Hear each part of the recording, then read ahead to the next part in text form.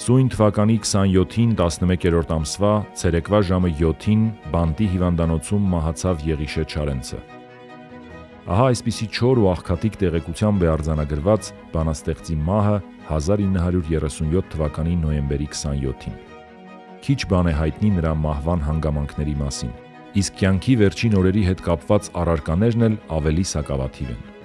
Դրանցից մեկը բանտի հիվանդանոցի հիվանդասենյակի դուռն է, որ թանգարանին է նվիրել բուժակ Գեղամ Հարությունյանը։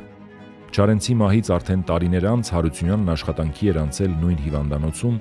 եւ բուժքույրերից մեկը Կախ Հերիկնազը նրան պատմել է Չարենցի հիվանդասենյակի մասին։ Հիվանդանոցը քանդելու ժամանակ բուժակը դուռն առանձնացրել է, գիշերով տարել Խարբերդում գտնվող իր ամառանոց, իսկ 2005 թվականին այն նվիրել է թանգարանին։ Հենց այս դռան հետևում է հոգեկան ու ֆիզիկական ծանր կտտանքներից հետո մահացել բանաստեղծը։ Պատմում են, որ նրան այնքան դաժանորեն էին ծեծել, որ օրեր շարունակ անգիտակից վիճակում էր մնացել։ Բանտի բուժանձնակազմն էլ մշտապես հսկողության տակ էր։ Նրանց բոլոր գործողությունների մասին զեկուցվում էր վերադասներին։ Չարենցի կյանքի վերջին օրերի մասին իր հուշերում գրում է բժշկուհիներից մեկը՝ Թագուհի Շահինջանյանը։ Չարենցի հոգեկան վիճակը գնալով վատանում էր։ Մորֆի էր պահանջում, սակայն հիվանդանոցը չուներ, որ ներարկեր, հանգստացներ նրան։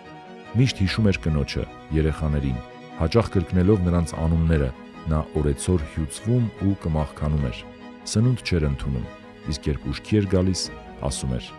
«Ստալին, Ստալին, միթե այդպես է իր հետաքրքրվում իմ կյանքով, որ ինձ էլ խոշտանգել տաս ու ժողովրդի թշնամի դարձնես»։ Մենք բժիշկներս անզոր էինք նրա հարցերին պատասխանել։ Միասին էինք մտնում պալատ նրան տեսնելու։